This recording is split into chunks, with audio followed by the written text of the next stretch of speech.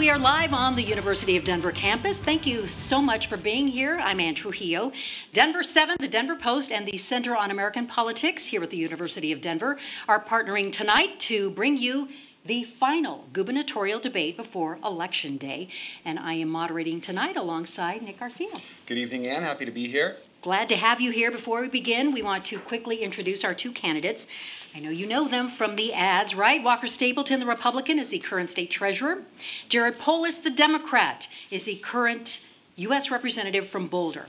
So, as you know, we flipped a coin to decide who will stand where, who will answer the first question. The candidates will have 60 seconds to answer most questions, 30 seconds for rebuttal at our discretion.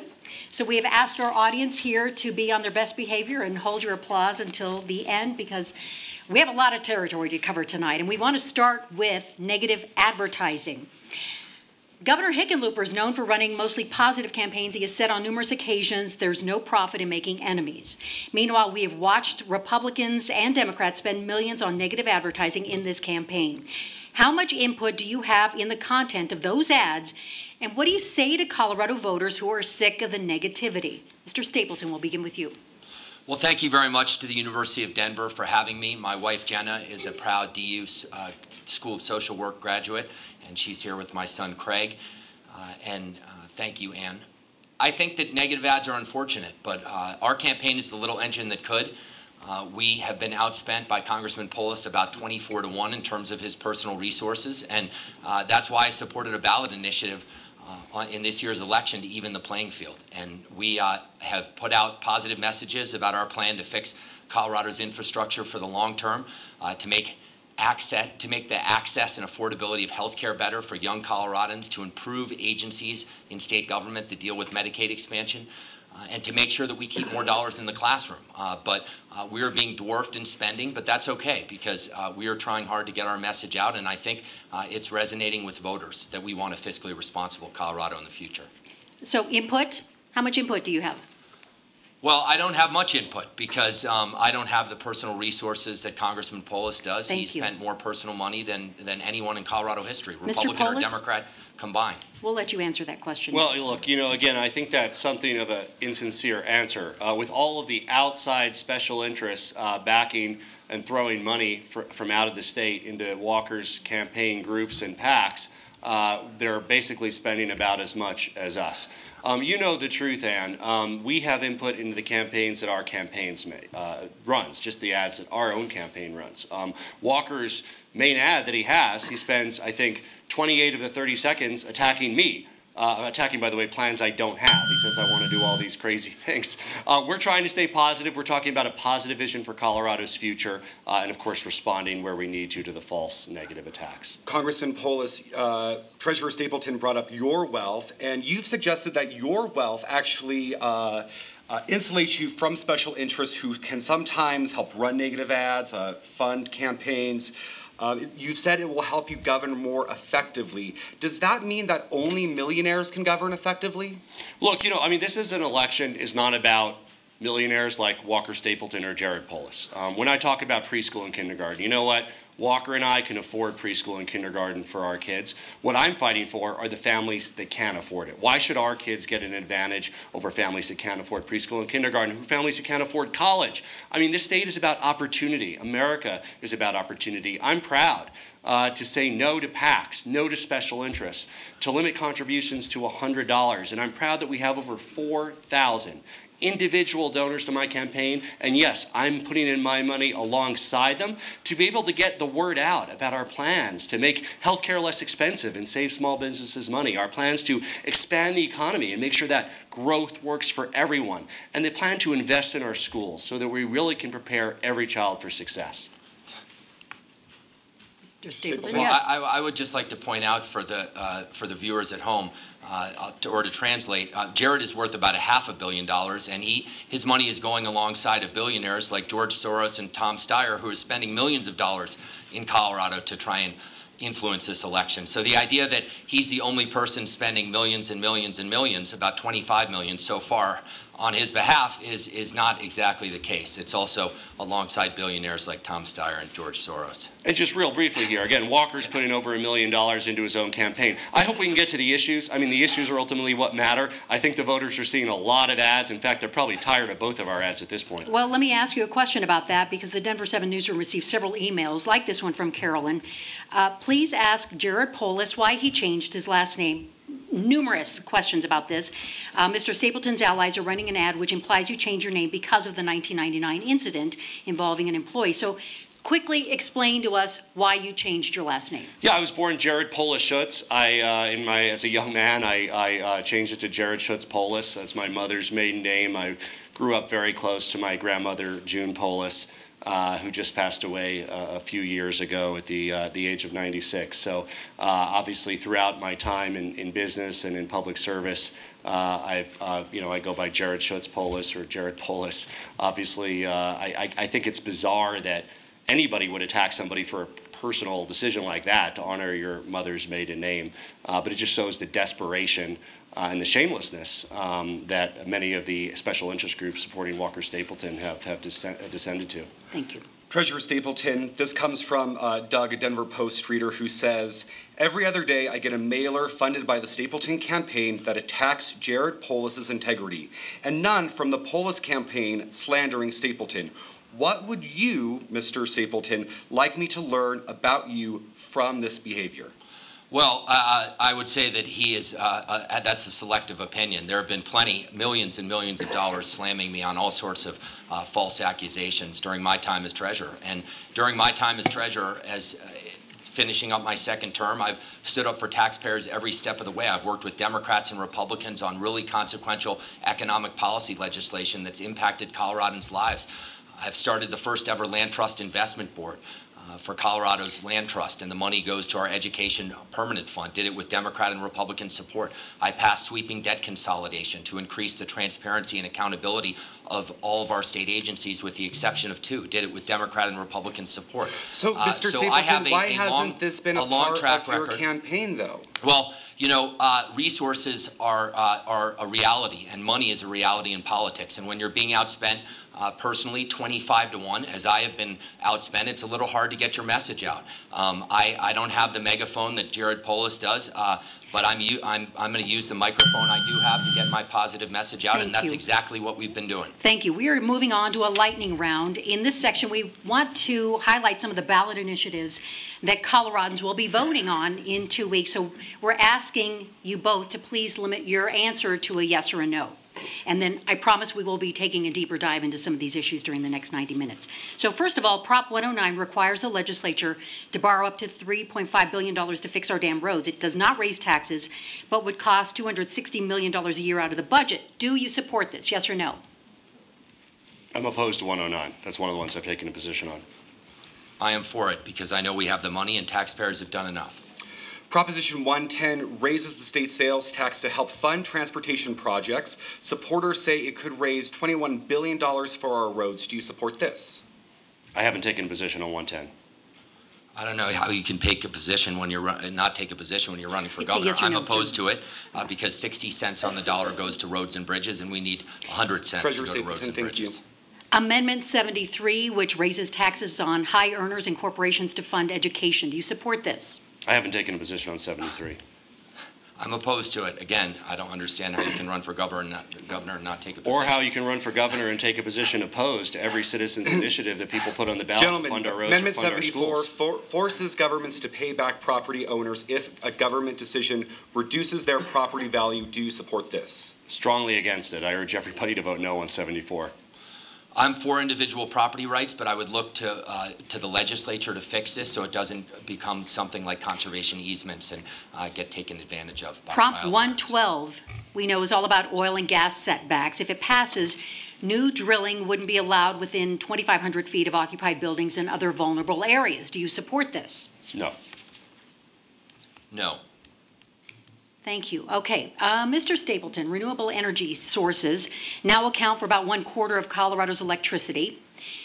Yet neither wind, solar, nor hydropower is mentioned on your energy plan or your website. Do you plan to continue to help that side of the industry grow, or would you like to see more coal and natural gas power in the state? You bet I do. I'm the only candidate in the governor's race that has an all-of-the-above energy policy. I support wind, I support solar, I support natural gas, oil, and clean coal. But I don't support, like Congressman Polis, subsidizing alternate forms of energy, renewables, on the backs of Coloradans who can least afford it. We've spent $1.3 trillion around the world on renewables, and they still represent less than 3% of the global energy population. Congressman Polis has a plan which independent analysis said would cost $45 billion.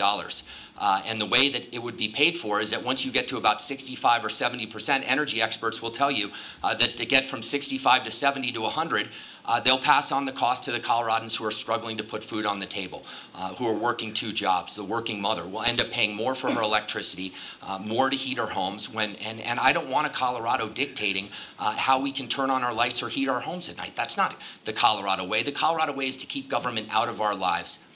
Let me ask you this. How close would you like to see drilling take place near your home in Greenwood Village? Well, it's important to know that we've had a One Colorado energy policy that every governor from Roy Romer to Bill Owens to Governor Hickenlooper support, that Jared Polis would be a departure from. Even Governor Hickenlooper has called Congressman Polis's energy plan pretty radical. So how close would you like to see it? And it's gone from 100 to 300 to 500, and now 1,000 for high-density areas. And I think it's been a workable bipartisan. What's reasonable to you? Say exactly where it is right now. Thank you. All right. Congressman Polis, you are opposed to 112. However, your party is split on this issue, and you've supported similar measures in the past.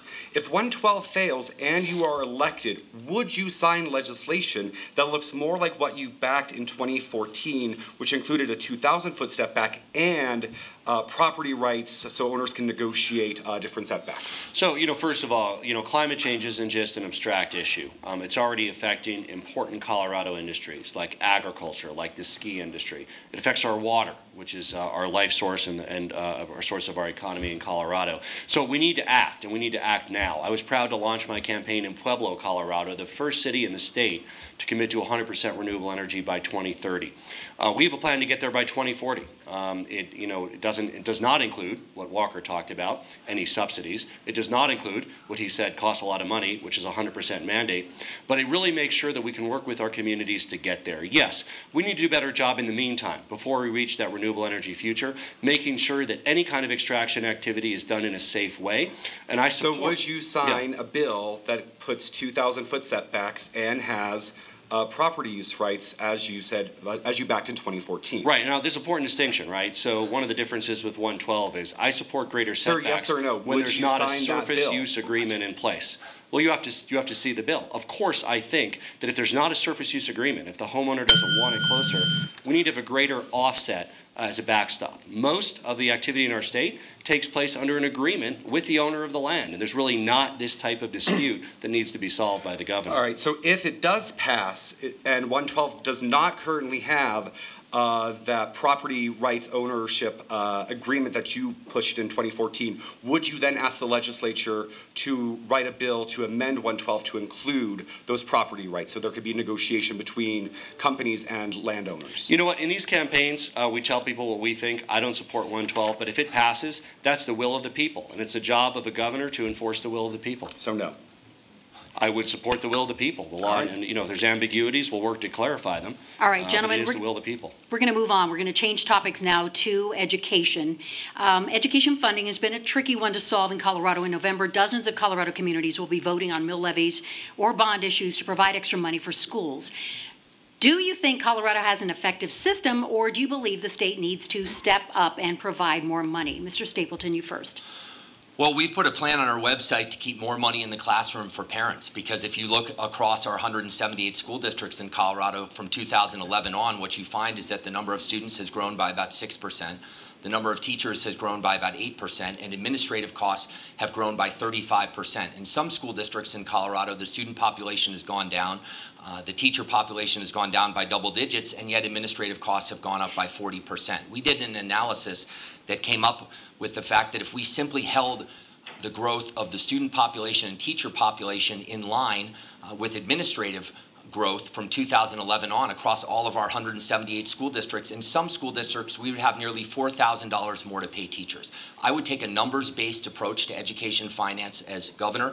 I've taken numbers-based approaches to problems as treasurer because it's hard to politicize numbers. Numbers illuminate problems in public policy, and I will be a pragmatic governor that makes promises that I know I can pay for, as opposed to Congressman Polis, who has promoted $90 billion worth of costs, which would triple our budget. Are you saying Colorado does not have an effective system as is? Are you saying Colorado does not have an effective system as is? No, I think it can do a better job of accountability and transparency across all of our 178 school districts. Some school districts have great accountability and transparency to all of us as Coloradans, as investors in the future of public education, as taxpayers, and some school districts really don't have any transparency at all. And every parent out there should be able to find out why money that they are spending is not getting into the classroom where Congressman it belongs Polis, for our kids. Congressman Polis, how as governor would you lead an effort to reform the system, which likely would require some sort of vote of the people to untangle Amendment 23, Tabor, Gallagher? I'm glad you asked because, as you know, I served 6 years on the State Board of Education. I not only started a charter school, but I was superintendent of a charter school for a few years, and I worked with President Obama to help write the Every Student Succeeds Act, which replaced No Child Left Behind and gives states more flexibility to make it work. I think we need to be creative. In stark contrast to Walker Stapleton's statement that we should spend less on schools and send that money to prisons, I think we need to invest in schools. And yes, there's a local role, and I've supported. I've even chaired local mill levy and bond campaigns. And yes, there's a state role, not only in making sure we invest in our schools, but making sure that money actually reaches the classroom and also addresses some of the great funding disparities across our state to reduce class size and make sure we can recruit and retain the very best teachers in our state. Because we know average teacher salary, for example, in Cherry Creek is $71,000. In Huerfano County, it's $37,000. What would each of you do to increase the talent flow of teachers to rural and less wealthy parts of our state where they have funding issues and starting pay is often way behind what teachers need compared to what teachers have along the Front Range? You know, and frankly, average is often misleading. I always look at what the starting salary is, too. So you take Thompson School District in Loveland, and they have a mill levy on the ballot this year. Starting teacher salary, $32,500. You got Fort Collins, Poudre School District to the north. You got St. Vrain, Longmont to the south. Starting teacher salaries of $39,000, $39,500, in basically the same commuting area. So in addition to making sure that we address the overall level of investment in our schools, starting, by the way, with making sure that every child has access to preschool and kindergarten. Our state only funds half-day kindergarten. Families pay $10,000 a year for preschool. It makes life even harder for families to afford. Our agenda is built from the ground up to save families money, but also to make sure that every kid gets a strong start and address some of the funding disparities in our public education system. So we're asking about talent flow then to the rural areas and retaining jobs. How will that help? Specifically, we have a plan to do a loan forgiveness for college loans for people who graduate from our schools of education and commit to teach 5 years or more in an underserved rural area. Treasurer Stapleton, same question. Well, we gave more BEST grants out, which are building excellent schools today. It's a program which helps rural schools fund capital improvement needs. We started the first ever Land Trust Investment Board, which goes to K through 12 education. And we have a more competitive school system if we have more accountability and transparency in where our dollars are going. And that is the approach we need to take, rather than a reflexive approach that says every time we need more money for education, we're going to go back to the taxpayers and ask for it, because the history of tax increases in Colorado for roads or education has not been a good one. And I think the onus of responsibility should be on government to explain where money is going. And if you look anecdotally at local tax increases across counties in Colorado for education, for infrastructure improvements, my friend John Suthers, the mayor of Colorado Springs, passed 2 infrastructure improvements. Education improvements pass all the time because people understand where the money goes. That is a responsibility that I will take on as governor, and I won't make false promises of free like Congressman Polis, which is really code for expensive in government terms. So, Treasurer Stapleton, you brought up that you want to end administrative bloating to drive more funding to the classroom, but a lot of that administrative growth has happened as a result of new federal and state reporting mandates. So what specific mandates at the state level would you ask lawmakers to roll back to reduce administrative burden? Well, that's a great point, Nick, and I absolutely agree. And that's why we need to get to the numbers. And numbers help illuminate problems. And I know some school districts are really frustrated with federal regulations, with state regulations that have caused them to hire more administrators than they would like. But in the absence of transparent information, I really can't answer that question. Similar to the pension issue, I think all Coloradans should have equal access to the books of the state. What are we hiding? I've had trouble getting access to numbers from the Department of Transportation, from the pension system, and from our Department of Education. And I want to work with school districts to say, hey, if you can keep your administrative costs in check, then we may provide you greater funding. If you can explain to us what federal regulation costs you to hire more administrators, we'll do our best to get rid of it. This is a collaborative approach. It's a numbers-driven approach, as opposed to free, which Congressman Polis has absolutely no way to pay for except raising your taxes or raising the taxes on business. Look, I mean, one of the great things about American society is public education is free. That's the very concept of public education. If we charged for our public schools, only the wealthy would be able to afford our schools. The truth is we have more flexibility now, thanks to the Every Student Succeeds Act. And what we need to do in education is focus on outputs rather than inputs. And yes, there's a difficult discussion to have about those outputs, because of course test scores might be part of it, but that's not the whole picture. There's attendance, there's graduation rates, there's engagement. But we need to move from looking at forms you fill out and requirements that we put upon teachers to making sure that we're looking at making sure that kids are getting a great education through objective criteria that we will work with stakeholders to develop. Let's move on to the topic of transportation. With all of our needs for education and health care, can Colorado legitimately fix its roads and CDOT backlog without raising taxes, and if so, how? Mr. Stapleton? Well, I hope so.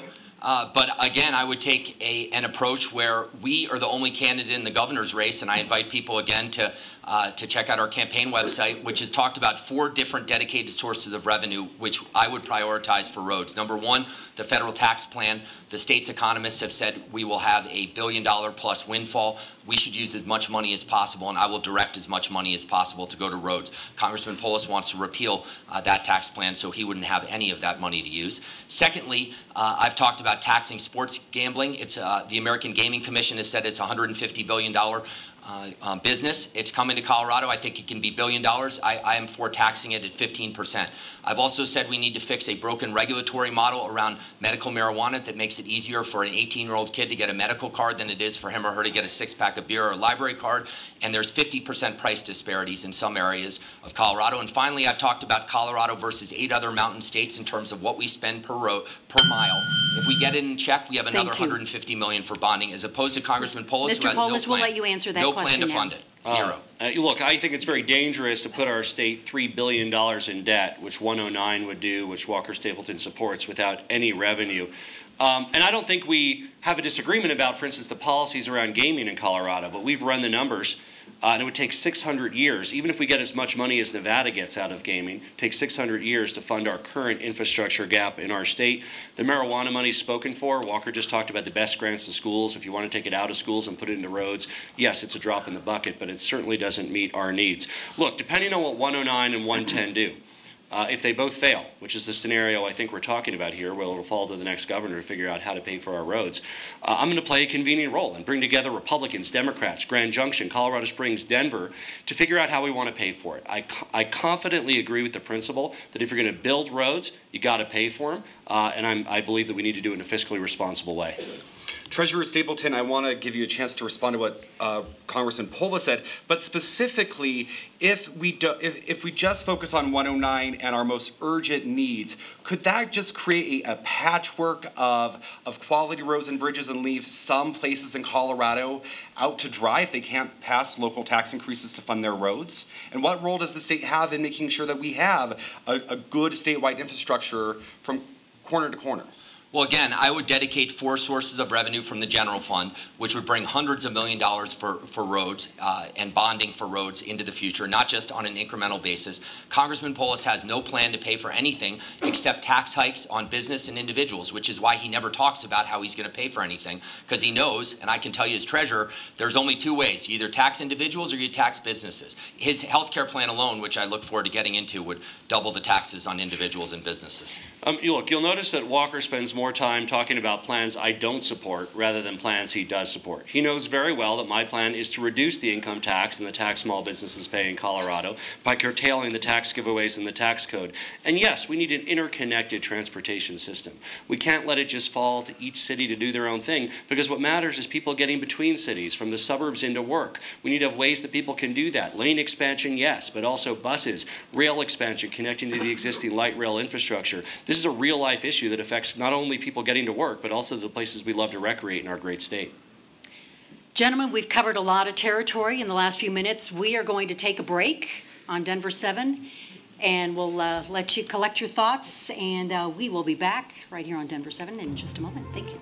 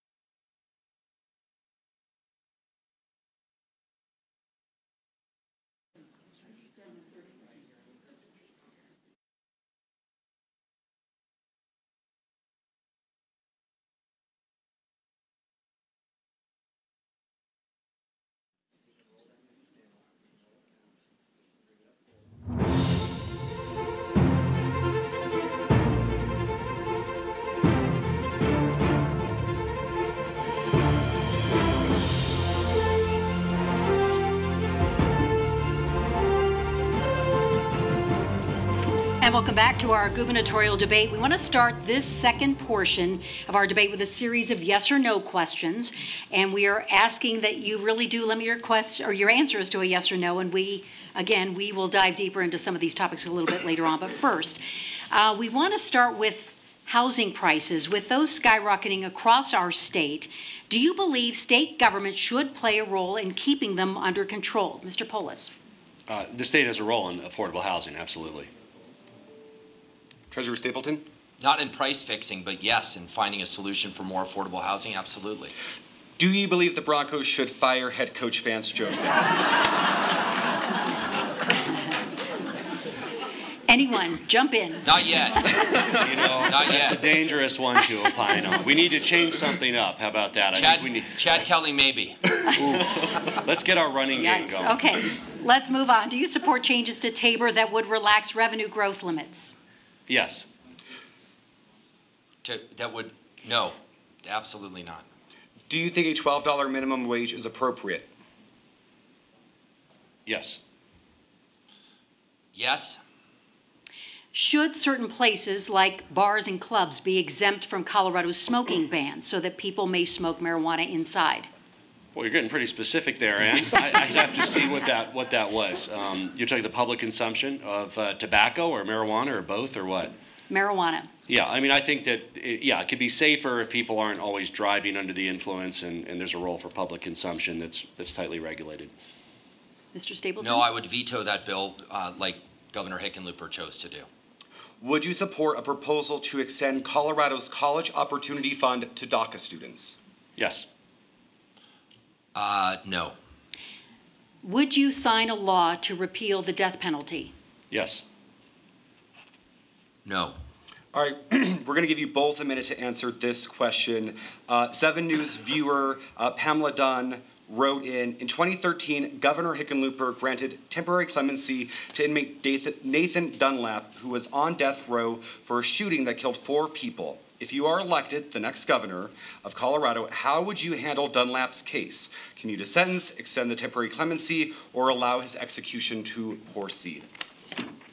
I have no problem following the current law, but again, I don't think it's appropriate to comment on a specific case when what I would do as governor is review the case, talk to the victims, make an informed decision, and I don't think it's a type of decision, literally a life and death decision, that should be politicized during a campaign. I don't believe it's the role of the governor to re-adjudicate something that's been decided by a judge and a jury. It's not something that I would something that I would have to do with a heavy heart, but I would have a period of time that would study the most effective means of carrying out something that has already been decided by a judge and jury and shouldn't be re-adjudicated by a governor. All right, thank you, gentlemen. We're going to move on to climate change. When we asked readers and viewers for questions, overwhelmingly, this was the #1 topic on their mind. A new UN report, and we're starting with Congressman Polis, a new UN report says we need immediate and urgent action to curb the effects of climate change.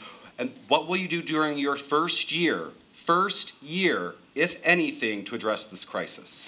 So yes, climate change, again, is not only an abstract topic. It's affecting jobs in Colorado today. It's affecting our quality of life. I'm excited for Colorado to lead the way, continuing the legacy of John Hickenlooper. I continue the auto emission standards that John Hickenlooper signed up for our state. And we have a plan to get to 100% renewable energy by 2040 or sooner. We're going to do that by raising the cap on solar gardens, allowing communities to invest in their own developments, reducing financing costs for home solar through a PACE program that was available for commercial and expanding that to residential. Work through the authority the governor has appointing members of the Public Utilities Commission to make sure we focus on keeping rates low, cleaner air, doing our part on climate, and moving to renewable energy. The exciting thing, Nick, is that Excel will tell you today that new wind energy costs 20% less than existing coal. So the sooner we can recognize the benefits of the green energy economy, the greater the savings will be for Coloradan ratepayers. And the question was the first year. Can you do all of that in your first year? If we Democrats win the legislature, I think we have a good chance of getting our agenda at polisforcolorado.com done. Treasurer Stapleton, same question. Well, this is a big difference. I support alternative forms of energy. I support the state tax credit program for wind and for solar. I support the federal tax credits, which may be going away, but I'm not going to mandate what type of energy Coloradans should use. Coloradans are a libertarian bunch. We want government out of our lives. We don't want government mandating what power we need to use. And I've spoken with energy experts who tell me that if Congressman Polis's mandate were put into place, it would result in hardworking Coloradans paying more for their electric bills, more to heat their homes. And that's a radical, extreme proposal. I have with me a Mega Millions ticket. Yes, I did. I don't even know if I won because I'm at this debate. But Congressman Polis has promised $90 billion from healthcare to energy to education, which means he could win Mega Millions tonight and would need to win another 55 times and would still be short. And the probability of him doing that is the same as the probability of him enacting any of his plans without raising taxes on hardworking Coloradans from healthcare to energy or alternatively on the business community. And that's not the Colorado we want. That's not the Colorado we want. If I can respond to that for 30 seconds, because I can tell Walker's been practicing to try to land that line. This $90 billion figure is completely fictitious. It's based on a health care policy, Walker, Amendment 69, which you and I both didn't support. It's based on an energy plan that isn't ours. I am not, and I never have, supported a 100% mandate for renewable energy. It's a bottom-up, market-oriented plan to help reach that, and it's based on plans that I don't even support. So I hope that we can each talk about what our plan for Colorado is. I'm happy to talk about renewable energy all day, happy to talk about saving families money on health care all day, but those simply are not the plans that I support. Can I walk them through it? I'm a numbers guy. We're going to move on because we have so many questions to get through. You have said, Mr. Stapleton, that you believe humans are contributing to climate change. If that's the case, what sort of human behavior needs to change, and what role does the state government play in pushing that change? Well, I've had the chance to tour some of Colorado's hemp farms, which are really exciting. I took a tour of a 75,000-acre facility in western Colorado, and I support recategorizing hemp from the Farm Bill and CBD specifically as a Schedule I drug, and I support the environmentally conscious way that industrial hemp can contribute to something that Coloradans can do tangibly in our state against climate change. But again, I'm not for empty mandates. And your renewable plan, independent analysis, $45 billion. Your health care plan, more expensive than the one I defeated with Bill Ritter, $35 billion. Your education plan, a couple more billion. There's no way to pay for this. I've been the treasurer for 8 years. And I can tell you the only way to pay for it is by taxing businesses or individuals. And you said you support a payroll tax for health care. Well, Governor Ritter and I defeated state-run health care 2 years ago, it feels like last year, because it was a 10% tax on businesses, like your colleague in Vermont. That would drive every business out of Colorado, Congressman. We'll let Mr. Polis have his 30 seconds. So, you know, again, as you know, Bill Ritter is supporting me, as is John Hickenlooper. Look, my business cards are printed on hemp paper. I'm not sure what that has to do with climate change, though. I'm not sure why Walker's answer had to do with hemp. But let me tell you what we can do on climate change. First of all, we need to maintain the automobile emission standards that Governor Hickenlooper put in place that Walker Stapleton said he would repeal. Not only is that about climate, it's about our health. It's about the brown cloud. It's about making sure that we reduce asthma and, yes, even cancer rates, saving our health care money and ultimately saving lives. We need to make sure that we encourage investment in renewable energy by making sure we can recognize those savings for all of us. We are moving on to another topic, and this is for both of you, and this question comes from Kathy in Loveland. She's asking about the gender pay gap, and she cites a 2018 report which says a female high school graduate will earn about $700,000 less over her lifetime than a man with a similar education. And she wants to know what you will do to remedy the gender equity gap in Colorado, and if you have had previous experience, both of you run companies, have you had previous experience addressing this issue? Mr. Stapleton. Well, I'll be a governor who fully enforces federal law of equal pay for equal work and make sure that women can reach their dreams. I'm the father of a recently 5-year-old daughter and a 7-year-old, and I want to make sure that my daughters can be anything that they want to be. One wants to be an astronaut, the other one wants to be an artist. That may change, but whatever they do, I'm going to be a governor that protects women in the workplace, and I'm going to be a governor that fights for women, whether it be family leave for both spouses, and whether it be making sure that women can recognize all their economic opportunities. You know, the very first amendment to the Constitution I signed on to when I was elected to be a U.S. representative was the Equal Rights Amendment, ERA. I think we need to do more, making sure that regardless of your gender, regardless of your race, regardless of who you are or where you're from, you have the same great opportunities in our country. And you know what, Ann? We've come a long way since the 1950s, the 1960s, but we're not there yet. There's too many people that, yes, there's a pay disparities that exist today. We also need to make sure that women have access to engineering, computer science. There's great work being done by the National Council for Women in Technology, located at the CU Boulder campus, an independent nonprofit that really helps spread many of the best practices around how we can make sure that not only women have access to high-paying careers in college, but it starts earlier. If you're going to become an engineer, it starts in middle school, starts in high school. So how do we get mentors out? How do we make sure that summer programs can welcome underserved minority communities and women to make sure that they can have some of the very best jobs of the future here in Colorado? And my question for both of you, has either of you had any previous experience when you were running businesses that helped remedy this situation?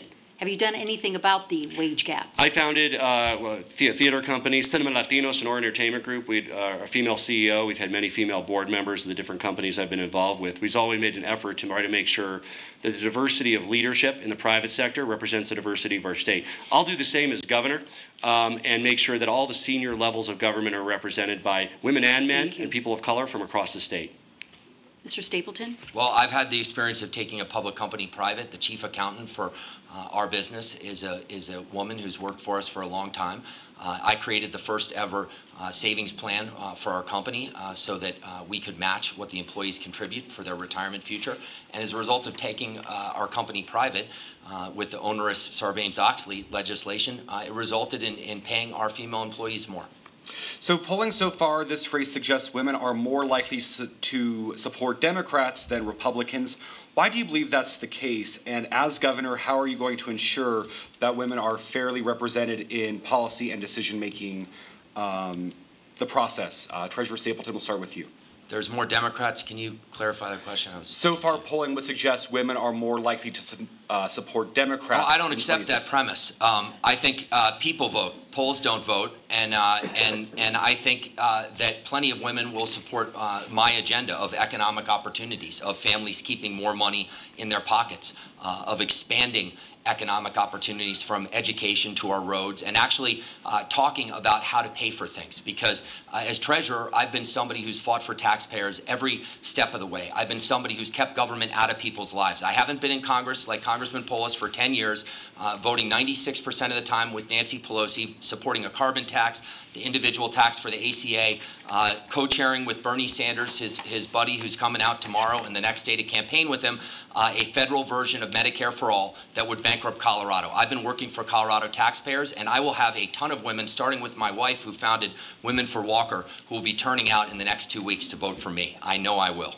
Well, and let me ask you both this then. Would you guarantee tonight that at least 50% of your administration will be women and 32% non-white numbers, which, according to the most recent census, are a reflection of the diversity in our state? Would you guarantee that tonight? You know what? I'm the only one here who's already done that. Our ticket is 50%, 50%, because I chose the incredible, talented Diane Primavera as my running mate, who previously had run the Susan G. Komen Foundation, herself as a cancer survivor, and is a champion for access to health care. Both of you are white, though. And we're talking about your entire staff here.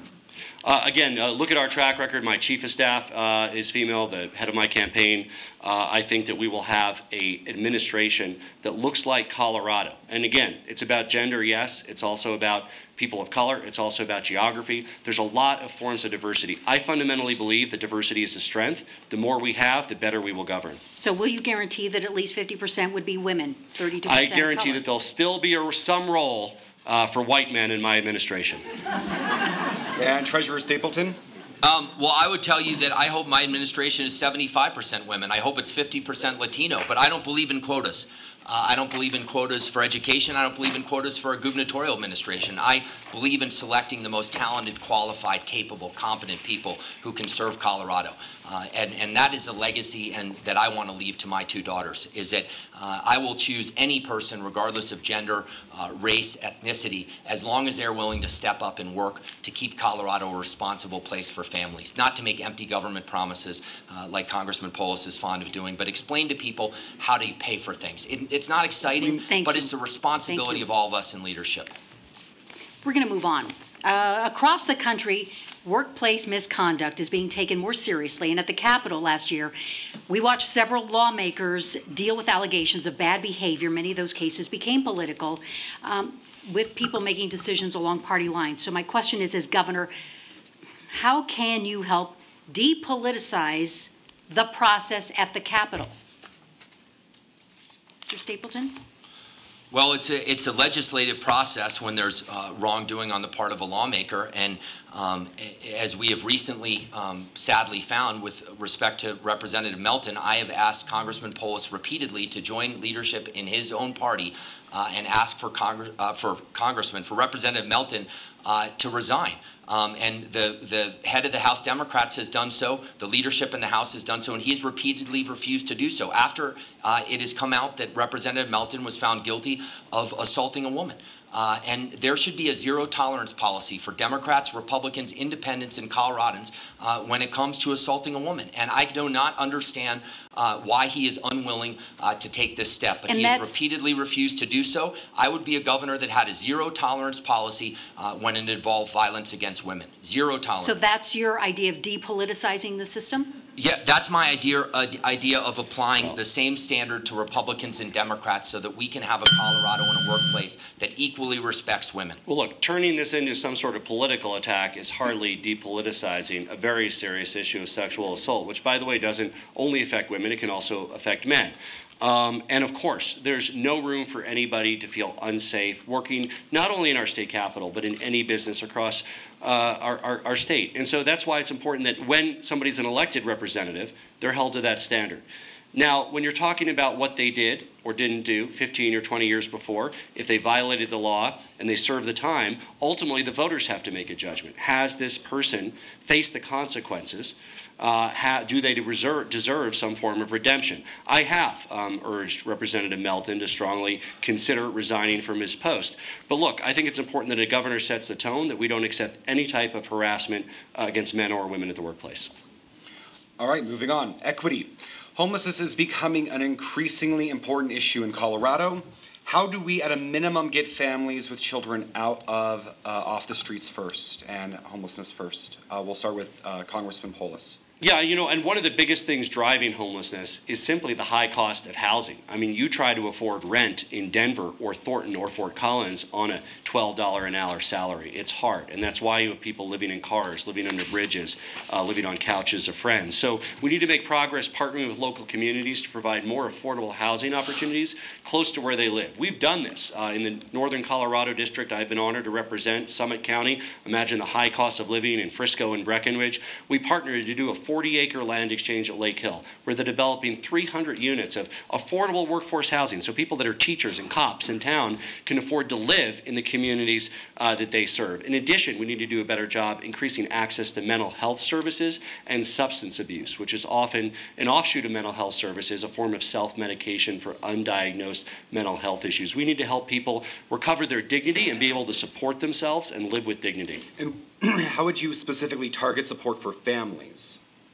I started a school for homeless youth and youth in transitional housing. I co-founded the Academy of Urban Learning in Denver, and I got to know many of the young people affected up close, surrounding them with the social services they need to be able to get their high school diploma and succeed. When you're talking about young families, it's about making sure the kids have some continuity in the school that they go to, that the parents are able to, again, live with dignity. If it's a mental health issue, get the treatment they need to be able to get back to work to support themselves and their family. If they need help overcoming substance abuse, we need to do that through the healthcare system to the extent we can, rather than the criminal justice system. It doesn't do as much good to rip mom and dad away from their kids when a substance abuse issue is eating at the heart of the family. And Mr. Stapleton, how would you answer that question regarding homelessness and getting families with children out of homelessness? Well, we have a great family friend named Isabel who started the Bridge House in Boulder, which is now Ready to Work Colorado, and it's a fantastic program that takes homeless individuals and provides them with skills-based training so that they can restart their lives, so that they can find purpose again in their lives. We are dealing with a rapidly expanding homeless problem. Anybody who travels the 16th Street Mall can tell you that. And I think that certainly the legalization of marijuana has not helped. I'm not for repealing it. I don't think it's practical, but we have a broken regulatory model around it that we need to fix, that law enforcement will tell you is resulting in illegal grow operations in rural communities and people trucking massive amounts of marijuana to New Jersey or North Carolina and taking advantage of a pricing arbitrage. That's why I'm for fixing the regulatory model and not expanding recreational drugs like Congressman Polis has said that he wants to do. Because I don't know if it's directly linked, but I know that if somebody's on the street and they're addicted to opioids or heroin or meth, giving them the opportunity to smoke marijuana on top of it is not helpful, and it's not helpful for youth in Colorado either. Well, look, I just have to address this because it's false. Of course I don't want to expand recreational drugs in Colorado. I don't even use recreational drugs myself. I've never smoked marijuana. But I do believe that selling marijuana through a well-regulated system is safer than having drug dealers and cartels selling it to kids on the streets of Colorado. Thank you. All right, we're going to move on to the topic of immigration. A caravan of people from Central America is heading to the U.S. seeking asylum. The president tweeted yesterday the situation is a national emergency, and he's alerted Border Patrol and the military.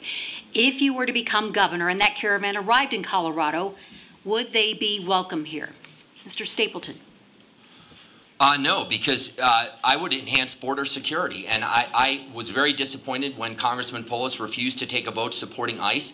He would like to defund ICE. I would like ICE to do its job and make sure that we have border security. It's not just President Trump. Before President Trump, President Bush sent troops to the border. President Obama sent troops to the border. We have lived in the state of Colorado with the federal government's failure to solve our immigration problems. Congressman Polis has been in Congress for 10 years. There's plenty of blame to go around for both parties. But we need border security. We need border security so that people that are contributing to the fabric of Colorado lives, from our agriculture industry to our restaurants, can continue to do so. And I've also talked about how I disagree with the Trump administration when it comes to temporary visas for agricultural workers and the people that work our ski industry. But we need border security, and we need it now more than ever. We have an opioids crisis of opioids coming from Mexico that is contributing to appalling rates of student suicide and drug problems. Thank you. Mr. Polis? You know, there is a national emergency, but it's an emergency of character. It's an emergency when a 2-year-old child is ripped from their mother's arms and sent thousands of miles away. It's not who we are as a nation. Walker Stapleton has said he would send the Colorado National Guard to the border to participate in family separation. I would continue Governor Hickenlooper's executive order and seek to put it into law that we would use no taxpayer resources in Colorado to separate families. We are a compassionate nation. We're a nation of laws, and we're a nation of immigrants, and we need to reconcile those two. I think we need to do a better job making sure that we vet people that are coming to our shores. In the case of the caravan, of course, there might be a few people that are part of that caravan that will gain refugee status. Many will be sent back because they're illegally entering the country. I think we need to do a better job as a state and as a nation, making sure that we reflect our laws as a welcoming people and do what we can to accommodate the failure of the federal government to fix our broken immigration system. I would like to, we got to move on. I'm sorry. How do you I don't practice support empathy? separating families, and that's totally mischaracterizing my point of view on the issue. But I do support making sure that our borders are secure, and I also support dreamers, and I support those who contribute to the fabric of our state. But Congressman Polis is totally mischaracterizing my point of view to score political points. And guess what? An executive order from the state of Colorado. We've never spent a dime of Colorado money in border security, and nor will we ever. And so I don't believe in political tokenism, which you've learned as a handy trick during your time in Congress. Look, I'm glad you don't support that, Walker, but you did say you'd send our Colorado National Guard troops to the border. I'm glad you've changed your mind and have shown some compassion. Gentlemen, thank you. This is obviously a very touchy subject, so I'd like to pull out through the 30,000-foot view. How do you practice empathy in your personal life? And we'll start with Treasurer Stapleton. I practice empathy because of the many nonprofits that I've been involved with. I practice empathy with my kids every single day to tell them how to treat people with respect and dignity, and it's one of the characteristics that I think I'm most proud of in my 3 children. My 2 daughters are probably playing with slime now and wrecking our house, but they've learned how to approach every individual with dignity and respect, and I think that's something that I've always tried to do, and I think it's something that should be expected of people who want to seek public office. Polis? Well, you know, certainly in raising our 2 great kids, 7 and 4, and making sure that I'm always there to be a shoulder to cry on or somebody to talk to friends and family, calling and checking in with my mom every night, who I'm sure is watching this tonight. Hi, Mom. I'll call you after the debate. And really just making sure that on the human level, I try to connect with those in our immediate circle to be of help and to be a resource for them. And of course, carrying over into public work, I've served on the boards of advocacy organizations for health care. I've started schools to serve kids that otherwise didn't have a school. And I'm really honored to have done that work, and I look forward to being a governor that can really identify with what a lot of Coloradans go through every day and help them not just get by, but thrive in our great state. We have a very quick question for you, if you can answer this in 15 seconds. You each have small children, so give us an example of how you handle conflict in your household. Mr. Polis? Well, look, it's a 7- and 4-year-old, so they certainly have a little bit of conflict from time to time. Most recently, they try to talk over one another. I hope they're not gaining any lessons from this debate. So I tell them not to watch the debates, but what I do tell them is take turns. And so, Caspian, it's your turn to talk. Now, Cora, it's your turn to talk. Don't talk over one another. 15 seconds. Share toys whenever possible. Take timeouts if you can't be respectful at the dinner table. Treat everybody who's an adult with respect. Look them in the eye when you shake their hand, and say nice to meet you. Thank you. We are out of time for the Denver7 broadcast. A big thank you to the University of Denver Center on American Politics for hosting this evening here at the Cable Center. We are continuing the debate online on the denverchannel.com and, of course, on the denverpost.com. We hope you join us there.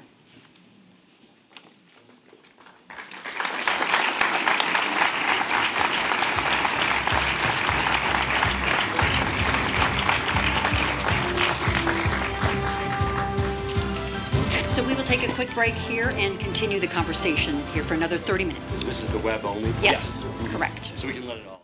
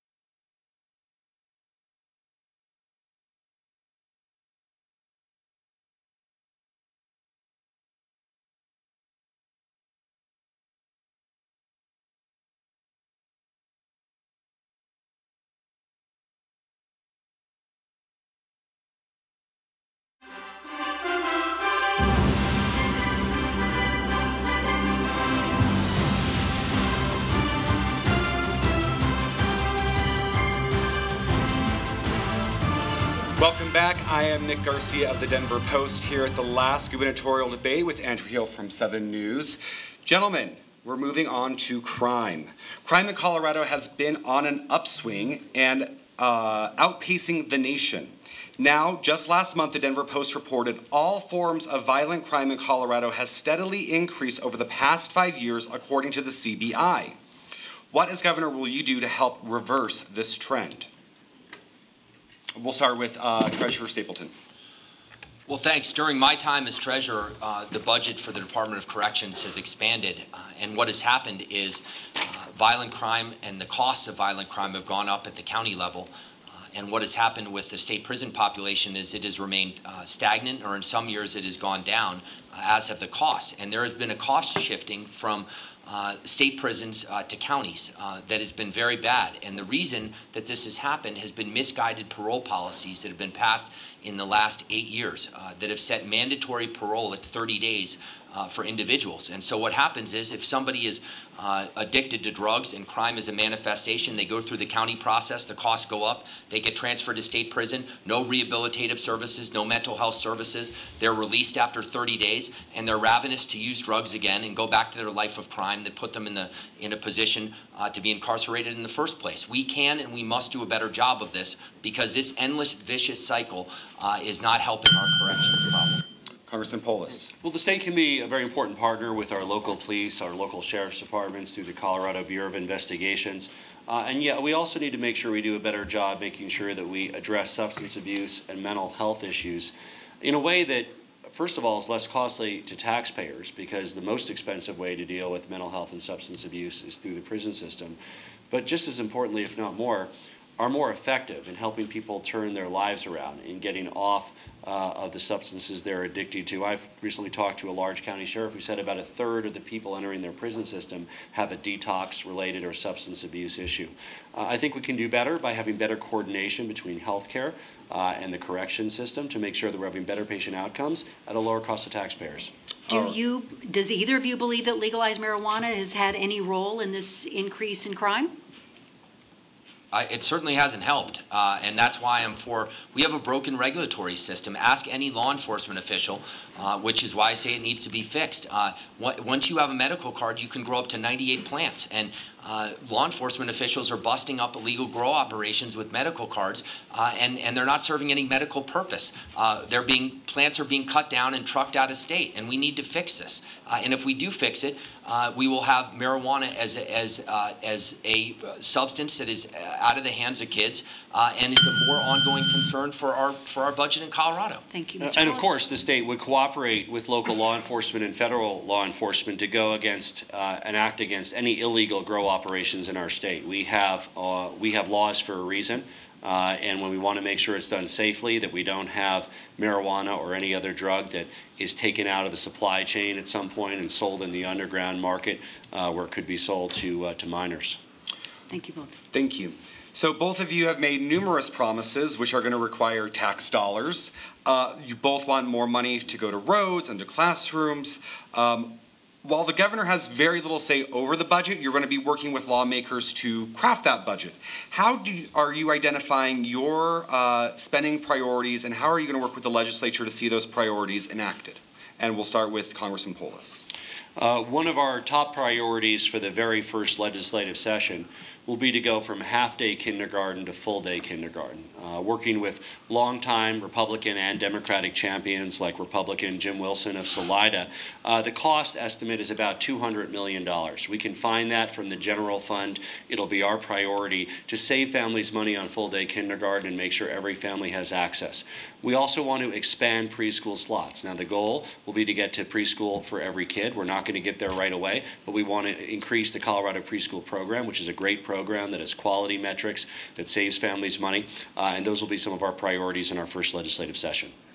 Treasurer Stapleton, priorities. Well, I'll do the exact same thing I've done as governor, which is work with legislators from both parties on consequential economic policy legislation. And I'm the only person running for governor who's actually explained to people how I'm going to pay for things. And that's in sharp contrast to Congressman Polis, who has made $90 billion worth of radical extreme promises. He's going to be campaigning with Bernie Sanders, who he couldn't come up with one iota of difference, an avowed socialist of how their policies are different. And here, let me break it down for everybody. The budget of Colorado, $30 billion, $20 billion comes from all of us as taxpayers, $10 from the federal government. If you're unapologetically, as he is doing, promising to triple the size of state government, the bad news I can tell you as treasurer, the only way to do that is to tax people through the roof or tax businesses through the roof. Either one makes Colorado a really bad place to live and work in the future. And I want to make sure that the promises we make in government we can pay for, and they're not just empty government promises that make life harder on the hardest working Coloradans. And what would you like to pay for in your first year? Roads, infrastructure, and attainable housing are the most important thing, and making sure that we expand access and affordability to our healthcare system to the Coloradans that are the most vulnerable. Well, and you'll notice in his first answer, he talked entirely about what I don't believe rather than what he does believe. This is a false figure. Again, I think we should spend less money on health care, not more. We're getting ripped off and spending too much. The last thing we should do is throw more money at health care. I think that we need to make sure that our renewable energy plan saves money. Ours does. It's not the plan that he's attacking. It's a plan to get there with concrete ideas at polisforcolorado.com. All right. Well, either way, Colorado is seeing an unprecedented economic boom, but it probably cannot last long, or forever at least. Some economists believe we'll fall into a recession during the second half of your term. So when things tighten up, how will you decide your budget priorities, and where specifically do you see the fat? Where would you cut back?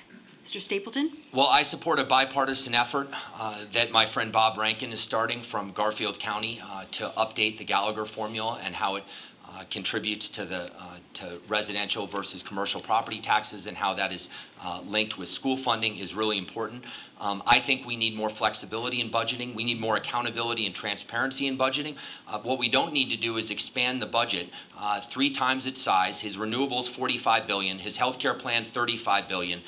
Billions of dollars of false promises for education. A water plan where he wants to take away severance taxes. And it's important to note that you need to explain how you're going to pay for things. And I haven't made $90 billion of promises. I've talked about dedicated sources of revenue that I will lead us to finding in the general fund, and not soaking taxpayers where would you cut with back? Tax increases. Where would you cut back? Where would I cut back? Yes. We're not going to have to cut back. During a recession, you won't have to cut back? We're in a recessionary period. We're going to have more transparency. We're going to have more accountability. And right now, the place that gets dinged is higher education, because it's not protected by a constitutional mandate. I want to have more flexibility in budgeting so that higher education doesn't get hit every time we're in a recessionary period. Mr. Polis? Look, I'm glad that neither of us support $90 billion in spending. Walker Stapleton's support of 109 would actually make the situation considerably worse. That's putting the state billions of dollars into debt, forcing interest payments every year.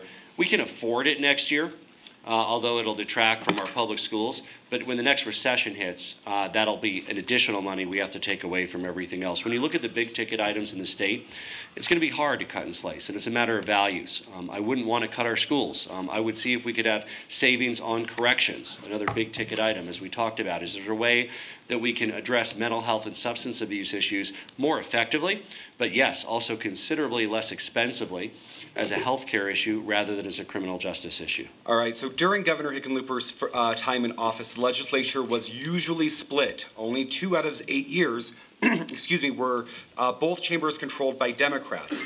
If you must also work with a split legislature, how will you envision doing that, especially after this scorched earth campaign we've seen here in Colorado? Treasurer Stapleton. Well, during my 8 years as treasurer of Colorado, I've had no legislative authority. I've had a persuasion authority on important economic policy issues, and I've persuaded away, and we've gotten a lot done. In fact, every single bill that has come out of the treasurer's office has had broad bipartisan support from Republican and Democratic legislators. I'm really proud of that. And Congressman Polis has spent 10 years in Congress, voted with Nancy Pelosi 94% of the time. I think Coloradans want a governor that's more than 6% bipartisan, and passed 2 solitary pieces of legislation into law. Two weird, esoteric land swaps that nobody's ever heard of. And so his track record as a legislator, to actually legislate and pass laws, two obscure land bills over 10 years. I've passed more bills as treasurer without any legislative authority than he has as a legislator in Congress long way away. So I have a track record of working with Republicans and Democrats, and I will continue doing just that. First of all, I'm proud of having been rated the most effective member of the House from Colorado, Republican or Democrat. I've passed over 91 bills, looked that up after Walker falsely claimed 2 at the last debate, including helping to write the Every Student Succeeds Act, which replaced No Child Left Behind, which gives our state more flexibility with regard to how we go forward. Look, I think good ideas can come from the left, the right, the center. When it comes to something like saving families money on health care, it's not, and it shouldn't be, an ideological issue. There is no good reason that insulin has gone up 1,000% in the last 15 years, that an EpiPen costs $450 here in Colorado, $50 in Canada. And yes, just as the problem was created by Republicans and Democrats, it'll take Republicans and Democrats working together to solve it and save families money. Mr. Stapleton, if Democrats were to control both chambers, how will you work with them and be more than just a governor of no? Well, I've worked with Democratic-controlled chambers during my time as treasurer. I'm familiar with working with them. We've still passed consequential economic policy legislation, and I keep using $90 billion. I'm sorry, I guess it's a conservative figure, Congressman, because it's probably more like $100 billion. But it doesn't change the fact that now we're in our 6th debate, and you've refused steadfastly to say you're going to pay for even $1 billion worth of things, and that's because you know that the only way to pay for things is tax increases on individuals or on businesses. And your health care plan alone would bankrupt the state of Colorado. Not to mention your renewable plan, which would also bankrupt the state of Colorado. You supported a 2,000-foot setback, which you bankrolled, which would drive 230,000 jobs out of Colorado, take $32 billion out of our economy. Your health care plan would cost tens of thousands of healthcare jobs and research and innovation and rural doctors, which our communities need. This is not the Colorado we want, mandating our way of life. Colorado is a libertarian state that wants to keep government out of our lives and keep us free and independent as Coloradans. Mr. Polis, we'll give you 30 seconds to rebut there. Well, thank you. Again, Walker spends a lot of time talking about policies I don't support because he's trying to hide the policies that he does support, which would hurt Colorado families and benefit the special interests that support him. We're spending too much money on health care already. We need to spend less, not more. We talked about our plan to fund preschool and kindergarten, social impact bonds, along with money from the general fund, renewable energy, 20% less cost a day than existing coal, and of course there's no mandate that is part of that, and that's not the price tag that any of those policies have. They'll save money. Congressman, the governor of Colorado called your energy plan radical. Sir, the gubernatorial nominee in New Mexico said the math doesn't work on your health care plan. The next question, this is all just bogus Congress speak. If Democrats control both chambers, how are you going to prevent the party from falling out of step with the vast majority of Coloradans who find themselves in the middle? Yeah, look, I've built businesses. I've created hundreds of jobs. I've met payroll. It is a challenge of a governor, sometimes to even stand up to their own party. I've done that when it was difficult, when it was standing up to members of our own party to expand markets for grown in Colorado and made in Colorado products in East Asia. And yes, I would be a governor for all Coloradans. I met with a group of evangelical ministers the other day and let them know that, of course, I would be a governor for them, and I care deeply about our communities of faith and making sure that they can contribute to making our state even better. All right, you both seem very interested in talking about health care tonight. So, Denver7 viewer Sue wants us to ask you about health care issues, and she has a two-part question. First, what do you have planned to bring down astronomical health care costs? And secondly, what is the plan to make sure that everyone will have access to affordable health care? Mr. Polis. I'm glad she asked. So first of all, we want to use bundled payments through Medicaid like the state of Arkansas has used. It's effectively applying a Kaiser-type model to the state administration of Medicaid dollars. In Arkansas, it saved almost 30%. We want to have a state reinsurance for some of the highest cost cases to have a common risk pool like Alaska and Oregon did to prevent those cases from driving up rates for the rest of us. And yes, we need to take on the high cost of prescription drugs because whether you pay for them directly out of pocket and you see that cost, or whether it's simply passed along to you in the form of higher insurance, Coloradans and Americans are tired of being ripped off. We want to use all the leverage we have, both as a state and working with other states, to negotiate better prescription drug prices and pass the savings along to hardworking Coloradans. Treasurer Stapleton. Well, we have a health care plan that improves access and affordability to health care for young Coloradans. In Western Colorado, 14 of 64 counties have one choice of health care provider. Some counties have seen premium increases of 70%. Young people are paying more for their health insurance than they are for their home mortgages or for their rent. We talked about investing more in mental health, working with all the different state agencies from HCPF to DHS to our Department of Insurance to actually help streamline the process of Medicaid expansion to deal with fraud and overbilling. But I have a big difference with Congressman Polis. He was a federal sponsor of a Medicare for All, a universal system. He believes in a single-payer system. Just go to his website. And that is a more expensive form of health care than we just defeated 2 years ago in a bipartisan way. He said that he supports payroll taxes. The payroll taxes 2 years ago were 10%. What are they going to be, 15, 20? Whatever they're going to be, Pizza Hut or Merrill Lynch wouldn't be doing business in Colorado anymore. And Vermont has already tried to lower the cost of prescription drugs from Canada, one of the tenets of your plan, and they found out they couldn't do it 3 years ago because Canada and the United States don't want to agree to it. So Treasurer Stapleton, you brought up a subject that a Denver Post reader also brought up with us. Bill from Highlands Ranch has this question for Congressman Polis. Colorado overwhelmingly voted against single-payer health care 2 years ago, yet you are promising a single-payer system without any specifics. How would your plan be different from Amendment 69? Well, again, I did not support Amendment 69. I think Coloradans agreed that it would drive up costs. Look, I look forward to working with Republicans and Democrats to save Coloradans money. This is not a partisan issue. It's not an ideological issue. It's an issue that I, for one, am tired of being ripped off.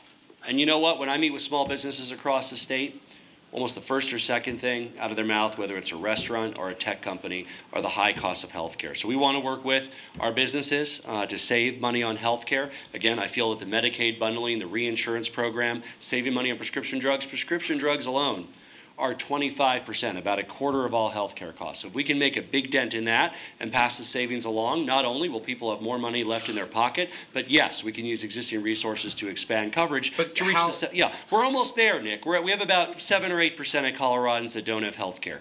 The only way to get to any type of universal health care coverage is to save money through better pricing on prescription drugs, bundled payments, and other increasing scope of care for nurses and nurse practitioners. Is that a single-payer system, though? I'm never caught up on the number of payers, whether it's 1 or 17. I want to make sure we cut administrative waste and pass the savings along to Colorado families. Mr. Stapleton, you obviously want to step in here. Well, please. I mean, that's just congressional speak for I don't have the foggiest idea how I'm going to pay for it.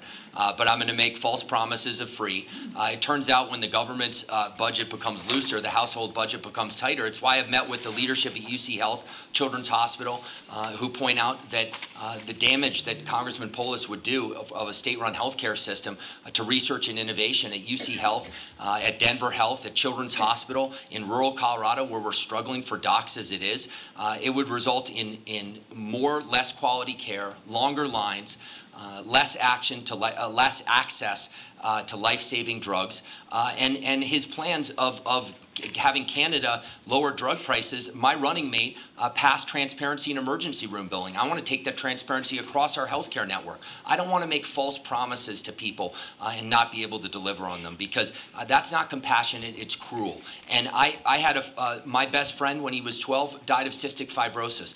Under Congressman Polis, we wouldn't have the research and innovation that has actually extended his life. Thank you. Mr. Stapleton, you have said that Medicaid's coverage of Coloradans has cut into the budget for roads and education. You also say health care is one of 2 topics you've heard from constituents about the most.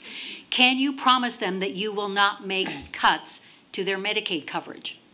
Absolutely. We have a moral obligation to make Medicaid sustainable, because half of the Medicaid population are kids, even though from a cost standpoint they only represent about a quarter or a fifth of the cost.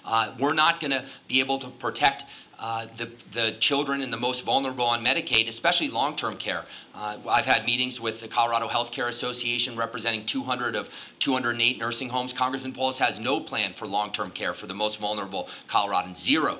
And they're the ones who have the biggest pot of money, and if they enter the system on Medicare, they leave on Medicaid because their savings are depleted. He wants to drive our healthcare system off a cliff. It's why the Kaiser Family Foundation has said that his universal plan would put 300,000 seniors Medicare at risk. That's not compassionate. It's cruel. It's an empty government promise that would bankrupt Colorado and hurt Coloradans' access to healthcare who can afford it the least. Congressman Polis, 30-second response. Well, once again, he talks more about what my plans aren't than what his plans are. I've been a staunch supporter of Medicare nationally, standing up and voting against Republican budgets that voucherize and privatize the Medicare guarantee, which is a basic building block, a linchpin, if we ever want to achieve universal access to health care in Colorado. It's why we have ideas to reduce costs. I'm glad that Walker agrees with at least one of them, that's pricing transparency. I think they took a first step, but we need to go further to encourage the market mechanisms to work by having pricing transparency in the system.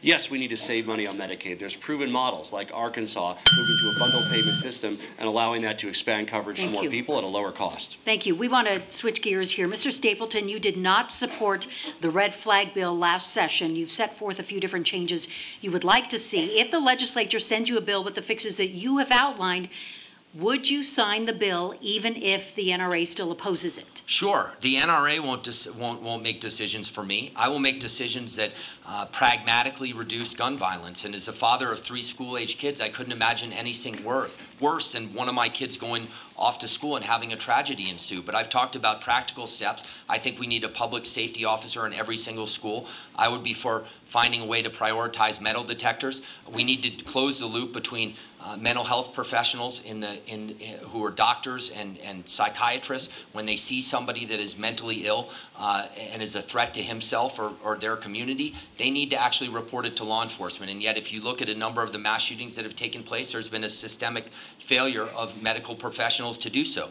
I was concerned that the red flag bill was rushed, that it didn't equally apply due process, that there was no representation for the accused. And Arizona has passed a bill that is similar to the red flag bill that equally applies due process that I would support. Congressman Polis, besides a red flag bill, which you said you would support, what additional gun control regulation will you champion during your first year, and how would you work with the Republican-controlled Senate to turn your ideas into law?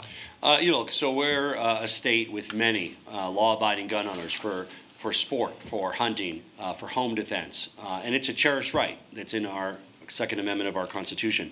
There's nothing inconsistent with that right to have a gun with red flag laws that provide a way to have a temporary mental health hold on somebody who's in a mental health crisis from having access to their guns.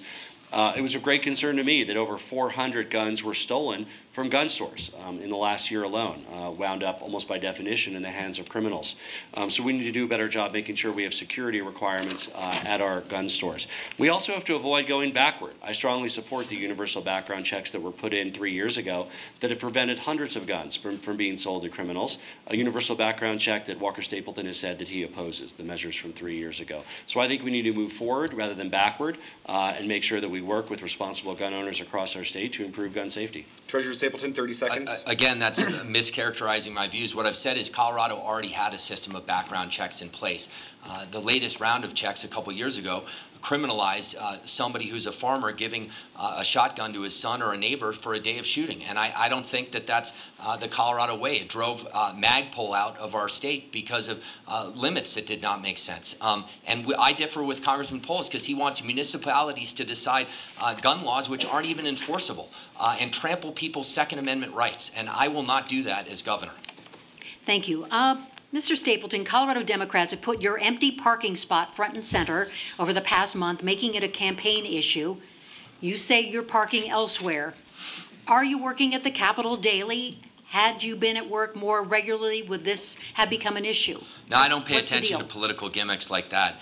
And when I ran for re-election as treasurer against one of Congressman Polis's former colleagues, Congresswoman Markey, she made the exact same charge. And it's just silly. It's ridiculous. I don't even have a state ID badge because I don't need it to enter the Capitol, and I never have. And I think what's atrocious is a parking spot for me as a statewide elected official being used in political gamesmanship. Coloradans know that I've been showing up every day to work, fighting for taxpayers, fighting for the values I believe in, and this is part of the hogwash that gets thrown about in a political campaign, but it doesn't mean I have to play along. And so how do you get to work? I mean, I get to work like most people do. I drive to work. Occasionally I take the RTD bus. Occasionally I get dropped off. All right, Congressman Polis, you have your own attendance issues. According to the Congressional Quarterly, you missed a third of your votes on the Rules Committee. You've dismissed the votes as not important. How would you respond if one of your own employees decided not to show up because they thought something wasn't important? So my attendance rate, which I'm not sure you're citing correctly, is actually 96% on votes. I missed votes during 3 main periods of my 10 years of service to our state. Our floods of 2013, 2 weeks, very important to be with the rescue operations and working with our sheriffs. When my son was born in 2011, and when my daughter was born a couple of years later.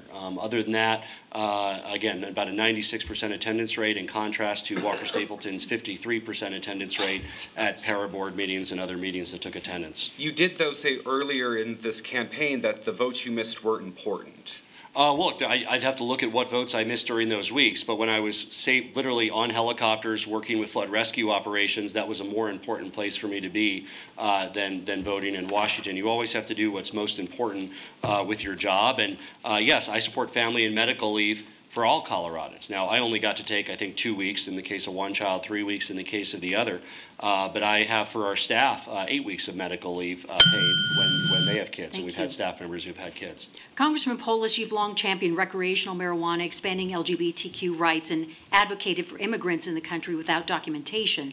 How can you assure voters who disagree with you on these policy issues tonight that you will not ignore their concerns? Well, you put a whole bunch of issues in there for 1 minute.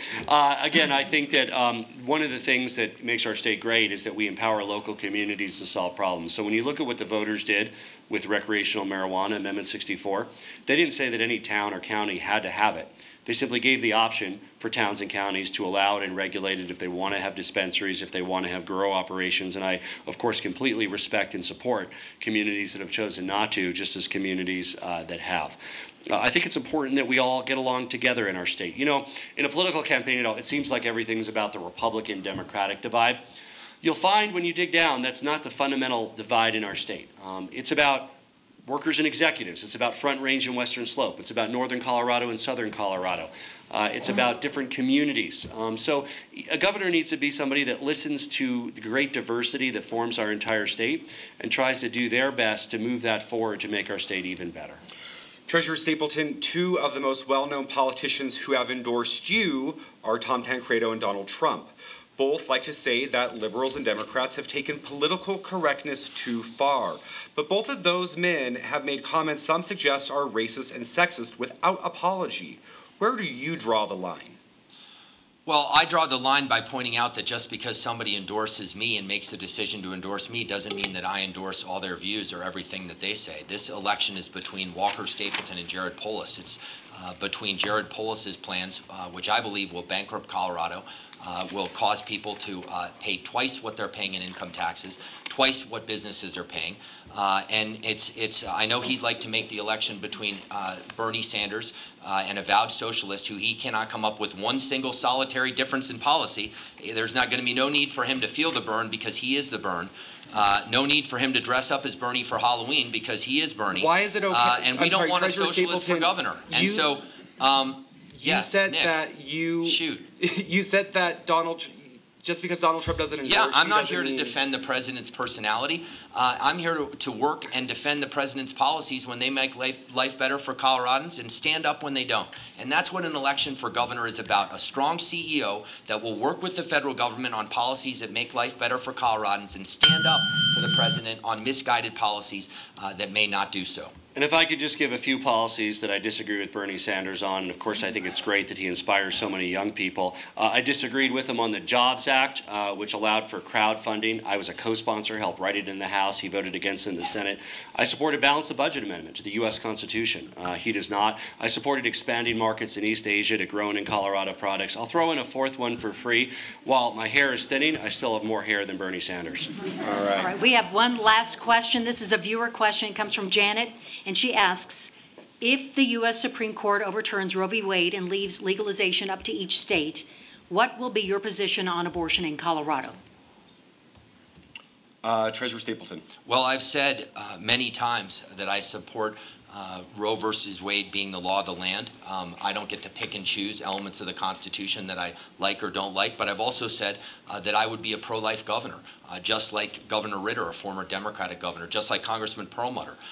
And I would make sure that as far as Colorado's Constitution is concerned, that we honor the fact that it's been in Colorado's Constitution since the early 1990s that federal taxpayer dollars should not be used for abortion-related services. And I'm not going to speculate on federal law, but I accept that, that Roe versus Wade is the law of the land. What does that mean when you say Roe v. Wade is the settled law? It means that it's settled law. It's settled Supreme Court law, and it means that the two most recent justices to the Supreme Court weren't going to speculate on their positions on overturning it. So if they're not going to speculate in a position of actually authority to do something about it, I'm not going to speculate as the governor of Colorado. But I will enforce Colorado's laws, and when I take an oath to defend the Constitution, that's what the next governor should do. Thank you. Mr. Polis. Look, here's some conservative speculation. Roe versus Wade is on the way out. It's already been eroded with the appointment of two more anti-choice justices. It's only a matter of time till we lose those basic protections, and governors won't be able to hide behind precedents as it gets eroded and overturned. I believe in access to reproductive health. I am pro-choice, and I think that it's important that those decisions are made between a woman, her doctor, and her God, and not by Walker Stapleton. And can I? And he has refused to say that he would prevent a woman from getting an abortion a minute before a baby is born. That is a late-term abortion Mr. Polis. that, by and large, Coloradans do not support. There is nobody, Democrat or Republican, pro-choice or pro-life, who ever supports that kind of horrific thing you're talking about, Walker Stapleton. And of course, you would do there's nothing times to when prevent it, though, which is unconscionable. Walker, to me. there's times Nothing. when a life has to be chosen, right? I mean, who among us is God? There's a doctor, there's a woman, and these are tragic situations that should never, ever be politicized. All right. On that note, I know we have covered a lot of territory. We are out of time. Thank you so much for your answers this evening. Thank you so much for all of you participating tonight as well. On behalf of all of us at Denver7, the Denver Post, we'd like to thank the University of Denver's Center on American Politics for hosting this debate tonight. A big thank you to everyone who followed along. You know when your ballot is due 2 weeks from today, right? So thank you, everybody, and I will see you on Denver 7 at 10.